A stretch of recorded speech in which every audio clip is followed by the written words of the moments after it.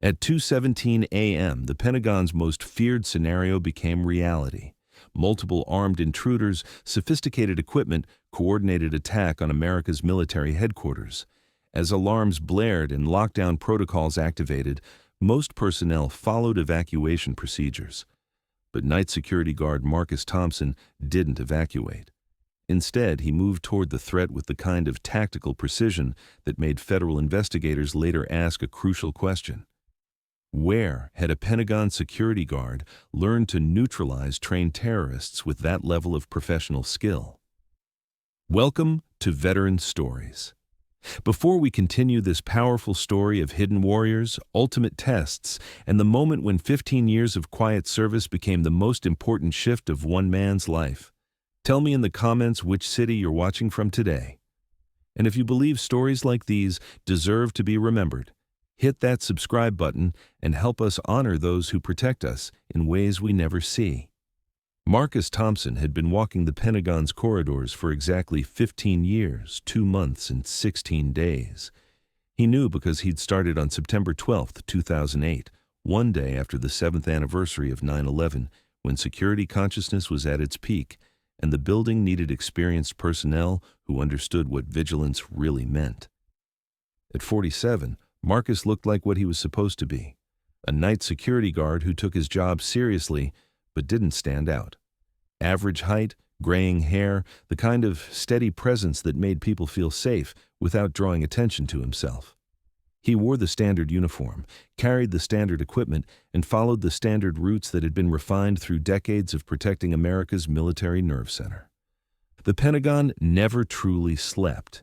Even at 2 a.m., lights glowed in windows where analysts worked overnight shifts, communications officers maintained contact with operations worldwide, and duty officers monitored situations that couldn't wait for normal business hours. Marcus's job was to ensure that these essential personnel could focus on their missions without worrying about physical security. His rounds took him through 17.5 miles of corridors, past 23,000 personnel workstations, and through 5 concentric rings that housed the nerve center of American military operations. He checked doors, monitored camera feeds, and provided the human presence that no electronic system could replace. Most Pentagon staff who worked late barely noticed Marcus. He was part of the building's infrastructure, professional, polite, but invisible in the way that good security should be. They didn't know his background, didn't ask about his experience, and didn't realize that his quiet competence came from training that most people couldn't imagine. What happened at 2:17 a.m. had been planned for months. Intelligence agencies would later piece together the surveillance, the reconnaissance, and the sophisticated preparation that had gone into what they termed a near-perfect assault on critical infrastructure. The attack team consisted of 4 individuals with military training, advanced weapons, and detailed knowledge of Pentagon security protocols. They had studied shift changes, identified vulnerability windows, and planned their approach to exploit a 23-second gap in perimeter monitoring that occurred during routine system cycling. Their objective wasn't destruction, it was intelligence. They intended to penetrate the building, access specific computer systems, extract classified information, and disappear before security could coordinate an effective response. They had planned for Pentagon police, for backup protocols, for federal law enforcement response times. They had not planned for Marcus Thompson. Marcus was conducting his routine inspection of the B-ring 3rd floor when the first alarm activated. It wasn't the general evacuation alarm, it was the specific tone that indicated intruder, unknown location, all personnel shelter in place. Most people who heard that alarm followed protocol. Lock down wherever they were, await further instructions, let security handle the situation. Marcus heard the alarm and immediately moved toward his security station to check camera feeds and coordinate with Pentagon police. That's when he saw them on the monitors. 4 figures in tactical gear moving through corridors they shouldn't have been able to access. Marcus studied the camera feeds with the trained eye of someone who understood tactical movement. The intruders weren't random terrorists or desperate criminals. They moved with military precision, used proper communication protocols, and demonstrated knowledge of the building's layout, that suggested extensive preparation. One was carrying sophisticated electronic equipment clearly designed for data extraction. Another had breaching charges for obstacles they might encounter. The third carried communications gear that would allow them to coordinate with outside support. The fourth moved like a team leader, directing the others with hand signals that Marcus recognized. Pentagon police were responding, but they were following standard protocols designed for different types of threats. These protocols would work eventually, but eventually might mean the intruders accomplished their mission and escaped before being contained.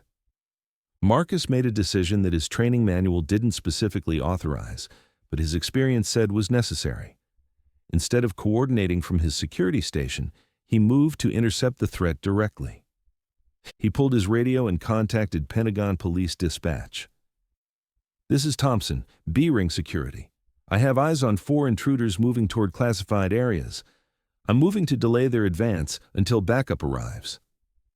The dispatcher's response was immediate. "Negative, Thompson. Maintain position and await law enforcement response." Marcus turned off his radio. What happened next would be analyzed by federal investigators, Pentagon security experts, and military training specialists for months afterward. Security camera footage showed a night security guard encountering 4 armed terrorists and neutralizing the threat with techniques that looked like they came from an advanced special operations manual. Marcus intercepted the first intruder at a corridor junction near the classified document processing center. The terrorist was armed with an automatic weapon and body armor, expecting to encounter civilians or standard security personnel. Instead, he encountered someone who moved like he'd been trained to neutralize armed threats in confined spaces. The engagement lasted approximately 8 seconds. The intruder was disarmed, immobilized, and secured before he could activate any communications or alert his team. Marcus acquired the terrorist's weapon and equipment, then used his knowledge of the building's layout to position himself for the next intercept. The remaining 3 intruders were still following their planned route, unaware that their point man had been neutralized. The second engagement occurred near a stairwell that the intruders needed to access classified computer systems. Again, security footage showed techniques that suggested training far beyond standard security protocols. The intruder was neutralized without discharging his weapon or activating any alarms that would alert his teammates. By the time Pentagon police reached the area, Marcus had neutralized 3 of the 4 intruders and was tracking the 4th through the building's surveillance system. Pentagon Police Captain Sarah Rodriguez found Marcus in Corridor 4, B327, standing over 3 unconscious intruders who were zip-tied with their own equipment and disarmed of sophisticated weapons and electronics. "Thompson," she said, staring at the scene. "What the hell happened here?" "4-man team penetrated the building," Marcus replied calmly. "I intercepted 3. The 4th is moving toward the communications center on the 2nd floor." Rodriguez looked at the neutralized terrorists, then at Marcus, then back at the terrorists. In 15 years of Pentagon security, she'd never seen anything like this. Where did you learn to—" "Long time ago," Marcus said, handing her the terrorists' weapons. "We should secure these before evidence gets contaminated." Rodriguez radioed for backup and evidence teams, but her eyes never left Marcus. The man she'd worked with for 5 years, who'd always been professional but unremarkable, had just neutralized 3 armed terrorists with techniques she'd only seen in military training videos. "Marcus," she said quietly, "I need to ask you something." Marcus waited. "What's your real background?" Marcus looked down the corridor where Pentagon police were setting up a perimeter. "Right now, I'm Pentagon security. Let's focus on securing the building." The remaining terrorist had reached the communications center and was attempting to access computer systems when Marcus tracked him down. This engagement was different. It occurred in an area with sophisticated electronics and classified systems that couldn't be damaged during the confrontation. Security footage later showed Marcus neutralizing the final intruder with precision that avoided any damage to sensitive equipment while ensuring the terrorist couldn't destroy evidence or complete his mission. When FBI tactical teams arrived, they found all 4 intruders secured, their equipment intact for analysis, and no damage to Pentagon systems or personnel. "Who did this?" asked FBI Special Agent Michael Chen, surveying the scene.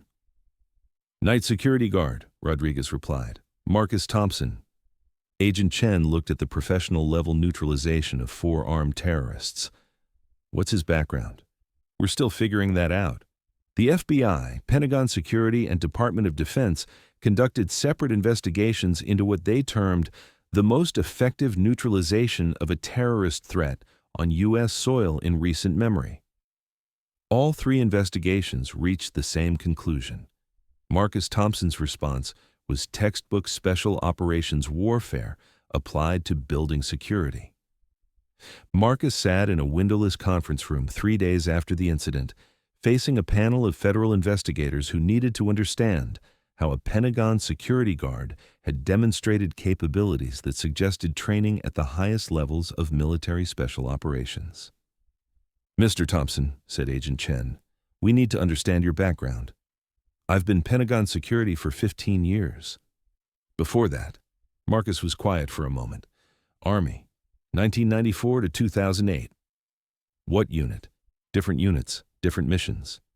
Agent Chen consulted his file. "Your personnel records show standard infantry service, basic training, nothing that would explain what we saw on those security cameras." Marcus looked at him directly. "Not all military service gets recorded in personnel files." Pentagon Security Director Colonel James Martinez had served 30 years in various intelligence and special operations roles. He recognized what he'd seen on the security footage, and he had the clearance to access records that most investigators couldn't reach. He met with Marcus privately, in a secure conference room where certain conversations could happen without creating official documentation. "Delta Force," Martinez said. It wasn't a question. Marcus nodded once. "How long?" 12 years. 1996 മുതൽ 2008. Martinez leaned back in his chair. Delta Force was the Army's most elite special operations unit, conducting missions so classified that most of the military didn't know they existed. "Why didn't this show up in your background check when you applied for Pentagon security?" "Because Delta service often doesn't show up in background checks. That's the point." Martinez understood. Special operations personnel frequently received modified service records to protect operational security and the identities of operators who might be targeted by hostile forces. "Why Pentagon security?" "With your background, you could have done anything." Marcus considered this carefully. "I wanted to keep serving, but I was tired of missions where people died. Building security felt like protection without destruction." The story of the Pentagon attack remained classified, but word spread through military and law enforcement networks. A single security guard had neutralized 4 armed terrorists using techniques that elite units studied as examples of perfect close-quarters combat. Pentagon security upgraded Marcus's clearance and offered him supervisory positions. Federal agencies approached him about consulting on counterterrorism training. Private security firms offered him executive roles at 10 times his current salary. Marcus declined all offers and requested to return to his regular night shift. "Why?" asked Colonel Martinez. "You could write your own ticket anywhere in security or defense." Marcus looked out the window at the Pentagon's facade. "Because this building matters, and the people who work here need to know that someone's watching over them who understands what real threats look like." Martinez realized that Marcus had been providing the Pentagon with special operations level security for 15 years, and nobody had known it. "How many other situations have you handled that we don't know about?" "A few, nothing that's significant." "What kind of situations?" Marcus was quiet for a moment. "The kind where someone suspicious gets redirected before they become a problem, where potential threats get noticed before they develop, where prevention happens quietly." Marcus returned to his night shift, but everything had changed. Pentagon staff who'd barely noticed him before now recognized him as the man who'd protected their workplace from the worst security breach in the building's history. Young security guards requested assignment to his shift to learn from him. Military personnel working late would stop to talk with him, showing respect that hadn't been there before. But Marcus insisted on maintaining the same routine, the same professional distance, the same quiet presence that had characterized his service for 15 years. "Why don't you want recognition?" asked Security Officer Jennifer Walsh, a former Marine who'd specifically requested assignment to Marcus's team. "Because," Marcus said, checking a door lock during their rounds, "good security is invisible. When people feel safe without thinking about why they feel safe, that's when you're doing the job right." 6 months after the attack, Pentagon Security instituted new training protocols based on Marcus's response to the terrorist threat. Not the tactical techniques, those required special operations training, but the situational awareness, threat assessment, and decision-making that had allowed him to neutralize the threat before it could accomplish its mission. Marcus reluctantly agreed to help develop the training curriculum, working with federal experts to create scenarios that would prepare security personnel for sophisticated threats without requiring special operations backgrounds. "The key," Marcus told training classes, "isn't being able to fight terrorists. The key is recognizing threats early, understanding what you're dealing with, and responding appropriately within your capabilities." Young security officers hung on every word, knowing they were learning from someone who'd proven these principles under the ultimate test.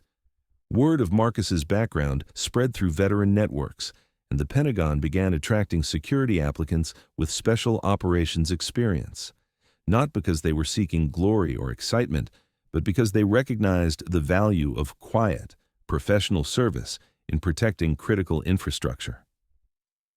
Marcus found himself mentoring former Navy SEALs, Army Rangers, and Marine Force recon operators who were transitioning to civilian security roles. They came to Pentagon Security not for career advancement, but for the same reason Marcus had: the opportunity to continue serving in a role that mattered. "This isn't the same as operational service," Marcus told a group of new hires who included 3 former Special Operations veterans. "But it's important in a different way. We're not hunting threats, we're preventing them. We're not winning battles, we're making sure battles don't happen here." 5 years after the terrorist attack, Marcus was offered early retirement with full benefits and recognition for his service. Pentagon leadership wanted to honor him with awards and ceremonies, acknowledging his protection of the building and its personnel. Marcus declined the ceremony, but accepted the retirement option, not because he wanted to stop working, but because he wanted to expand his impact. He established a consulting company that specialized in training security personnel for high-value facilities. His clients included government buildings, corporate headquarters, and critical infrastructure sites that needed protection from sophisticated threats. "Physical security isn't about having the toughest guards," Marcus taught his training classes.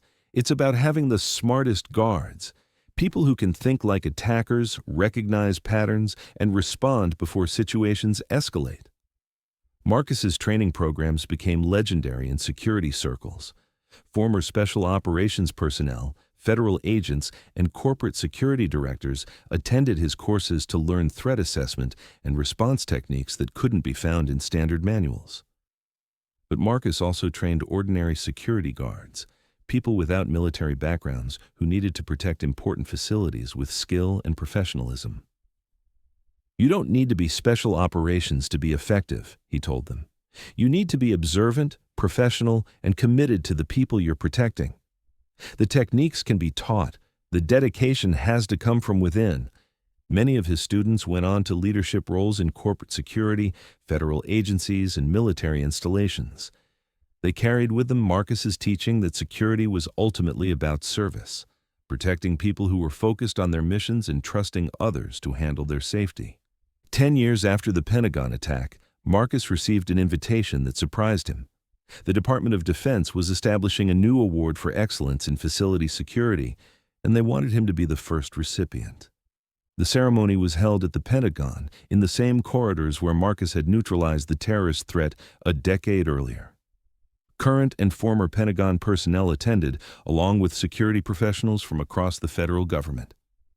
This award recognizes individuals who embody the highest standards of protective service, said the Secretary of Defense during the presentation. But more than that, it recognizes the principle that heroism often wears a uniform that most people never notice. Marcus accepted the award wearing a simple business suit, maintaining the same quiet dignity that had characterized his 15 years of Pentagon service. After the ceremony, a young Army captain approached him. "Sir, I'm Captain Rodriguez. I work in intelligence analysis here. I wanted to thank you for what you did that night." "You were here during the attack?" Marcus asked. "No, sir, but I've been working here for 3 years, and knowing what you did, it lets me focus on my job without worrying about security. That matters more than you probably realize." Marcus smiled. That's exactly what security is supposed to do. Marcus's consulting company continued to grow, but he maintained a personal connection to the Pentagon. He returned monthly to walk the corridors where he'd served, checking on security improvements and mentoring the new generation of guards who protected America's military headquarters. During one visit, he encountered the current night shift supervisor, a former Navy SEAL named Chief Petty Officer Williams. "Mr. Thompson," Williams said, "I've studied your response to that terrorist attack. It's textbook special operations applied to building security." Marcus nodded. "The principles don't change just because the environment does.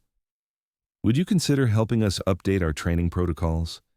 We've got good people, but they could benefit from your experience." Marcus looked around the familiar corridors, remembering 15 years of quiet service, and one night when that service had been tested under ultimate pressure. "Chief," he said, "I'd be honored to help, because this building matters, and the people who protect it deserve the best training we can give them." Marcus Thompson never intended to become the face of Pentagon security or a legend in protective services training. He'd come to the night shift seeking quiet service, hoping to continue protecting people without the high-stakes drama of special operations missions. But when the ultimate test came, 15 years of quiet professionalism revealed its true value. Marcus's response to the terrorist attack wasn't just about combat skills. It was about understanding his responsibility to the people who trusted him to keep them safe. His story reminds us that the most important protection often happens in silence, provided by people who could do anything but choose to serve where they're needed most. Security isn't about being the toughest person in the room. It's about being the most dedicated to ensuring everyone else can do their jobs without fear. The Pentagon still operates 24 hours a day, protected by security guards who walk the same corridors Marcus walked for 15 years. Some of them are former special operations personnel. Others are civilians who've learned that professional security is a calling, not just a job. But all of them understand Marcus's lesson. True security is invisible until it's tested, and the greatest protection comes from people who take their responsibility personally. So now I ask you, have you ever encountered someone whose quiet competence suggested they could handle situations others couldn't imagine? Someone providing protection or service that you took for granted until you understood what they were really capable of. Share their story in the comments. Tell us where you're watching from. Because at Veteran Stories, we believe that the greatest guardians are often the ones we barely notice, standing watch so others can focus on their missions. Subscribe if stories like this matter to you. Because every critical facility, every important building, every place that needs protection deserves people like Marcus Thompson, professionals who understand that security is ultimately about service.